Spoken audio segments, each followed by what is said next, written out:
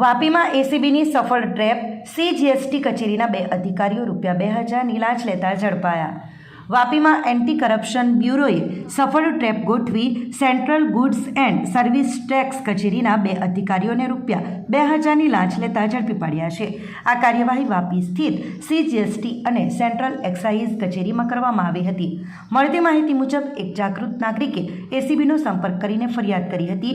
ફરિયાદ મુજબ વાપી સીજીએસટી કચેરીના assistant accountant officer Kapil Natwarlal Jain, ઉંમર વર્ષ 35 અને senior accountant officer Ravishankar Shyamakant Jha, ઉંમર વર્ષ 47 ફૂલ છોડના કુંડાના પુરવઠા માટેના બિલની મંજૂરી આપવા માટે ₹2000ની લાંચની માંગણી કરી હતી.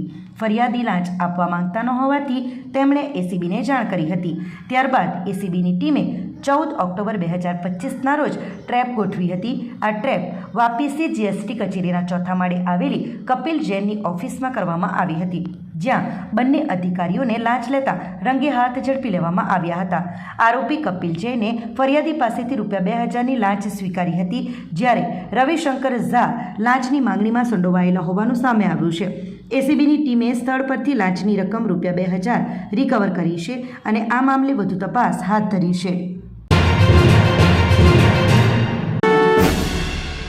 દાદરા અને નગર હવેલીના નરોલી નજીક કથાલમાં આવેલા જીઓ પેટ્રોલ પંપ નજીક એક ફોર્ડ ઇકોસ્પોર્ટ્સ કાર નંબર GG15 CB8108માં અચાનક આગ લાગવાની ગંભીર ઘટના બની હતી. મળતી માહિતી અનુસાર વલસાડના રહેવાસી કાર માલિક હિતેશ કાપડી અને તેના સાથીઓ બિલાડથી સેલવાસ તરફ એક પ્રસંગમાં જઈ રહ્યા હતા, ત્યારે પેટ્રોલ પંપની સામે જ આ દુર્ઘટના સર્જાઈ હતી. કાર ચાલકના જણાવ્યા મુજબ તેઓ જ્યારે કારમાં હતા ત્યારે સામેથી પેટ્રોલ પંપના સિક્યુરિટી ગાર્ડે આવીને જાણ કરી કે કારમાંથી ધુમાડો નીકળી રહ્યો છે. આ સાંભળીને કારમાં સવાર તમામ લોકો તાત્કાલિક નીચે ઉતરી ગયા હતા. પેટ્રોલ પંપના સ્ટાફ કર્મચારીઓએ સમય સૂચકતા વાપરીને ફાયર એક્સટિંગ્વિશરથી ફોર્મનો મારો ચલાવી આગને કાબૂમાં લેવાનો પ્રયાસ કર્યો હતો. એટલું જ નહીં, વધુ મોટી દુર્ઘટના ન થાય તે માટે કારને ધક્કો મારીને પેટ્રોલ પંપથી થોડી આગળ ખસેડવામાં આવી હતી. જો કે કારને આગળ લેતા જ અચાનક આગે જોર પકડ્યું અને જોતજોતામાં આખી ગાડી ભડકે બળી ગઈ. આગ એટલી ઝડપથી ફેલાઈ હતી કે બોનેટ ખોલવાનો પણ સમય મળ્યો ન હતો. કાર ચાલકના મતે આગ એન્જિનના નીચેના ભાગમાંથી લાગી હતી, જેનું પ્રાથમિક કારણ શોર્ટ સર્કિટ હોવાની શક્યતા છે.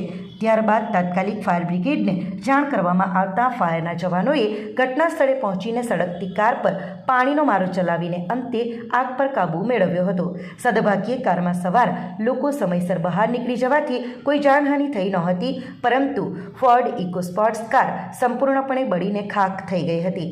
આગ લાગવાના ચોક્કસ કારણની તપાસ બાદ જ વિગતો બહાર આવશે. धुआं कुछ हुआ हमको मालूम नहीं. सामने से एक आदमी आया, बोले धुआं जैसा आ रहा है. हम लोग नीचे उतर गए. ये लोग फॉर्म वॉर्म लाए, ये सब किए. फिर हम लोग धक्का लेके गाड़ी आगे ले लिया, ज्यादा एक्सीडेंट न हो इसके लिए. फिर आगे ले लिया तो पूरा आग पकड़ लिया. टाइम ही नहीं मिला, बोनेट खोलने का भी टाइम नहीं मिला. हाँ, मेरा गाड़ी इंजन के नीचे से आग लगा. नीचे आग लगने के बाद कुछ नीचे गिरा ना, वो नीचे से धुआं निकला. हम लोग बेलार से सिलवास जा रहे थे, फंक्शन में जा रहे थे. हाँ, हम लोग का एक फंक्शन है, उधर जा रहे थे हॉल में. तो हितेश कापड़ी मेरे नाम पे ही गाड़ी है. और हम लोग जैसे वो आदमी बोला, इनका सिक्योरिटी आया, बोले नीचे धुआं निकल रहा है, तो हम लोग तुरंत गाड़ी से उतर गए.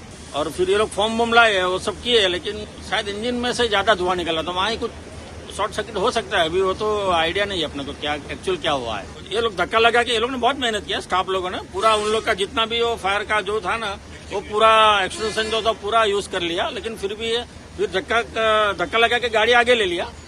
उतने में तो पूरा गाड़ी में पकड़ लिया. तो फिर फायर वालों को पहले ही फोन कर दिया था वैसे तो. ઉમરગામ મોબાઈલ ચોરી કેસમાં ઝડપાયેલા 4 આરોપીઓના કોર્ટે 2 દિવસના રિમાન્ડ મંજૂર કર્યા. ઉમરગામમાં એક મોબાઈલ દુકાનમાં થયેલી ચોરીના કેસમાં પોલીસે 4 આરોપીઓને ઝડપી પાડ્યા છે. આ આરોપીઓને કોર્ટમાં રજૂ કરતાં તેમના 2 દિવસના રિમાન્ડ મંજૂર કરવામાં આવ્યા છે. ઉમરગામ પોલીસ આ મામલે વધુ તપાસ કરી રહી છે. આ ઘટના 7 ઓક્ટોબર 2025ના રોજ 16 સુંબા ભાટી કરંબેલી રોડ પર આવેલા ચારણિયા કોમ્પ્લેક્સની શબા મોબાઈલ દુકાનમાં બની હતી. અજાણ્યા ચોર ઈસમોએ દુકાનનું શટર તોડી અલગ અલગ કંપનીના મોબાઈલ ફોનો અને રોકડા રૂપિયાની ચોરી કરી હતી. આ ઘરફોડ ચોરીની ગંભીરતાને ધ્યાનમાં રાખીને ઉમરગામ પોલીસ મથકે BNS કલમ 331(4) અને 305A હેઠળ ગુનો નોંધવામાં આવ્યો હતો.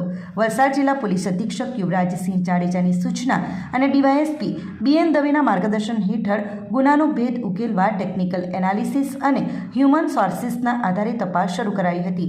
પોલીસે આ ગુનામાં સંડોવાયેલા 4 આરોપીઓ વેસ્ટર્ન હોસ્ટિંગ જોર્જી મોટેગર ઉંમર વર્ષ 26, અમિત ઉર્ફે સિકંદર રૂપલાલ નિષાદ ઉંમર વર્ષ 35, રાજુ રામજીત યાદવ ઉંમર વર્ષ 30 અને ગણેશ મોહન શેટ્ટી ઉંમર વર્ષ 23ને મહારાષ્ટ્રના નાલા સોપારા અને સાણંદ ખાતેથી ઝડપી પાડ્યા હતા.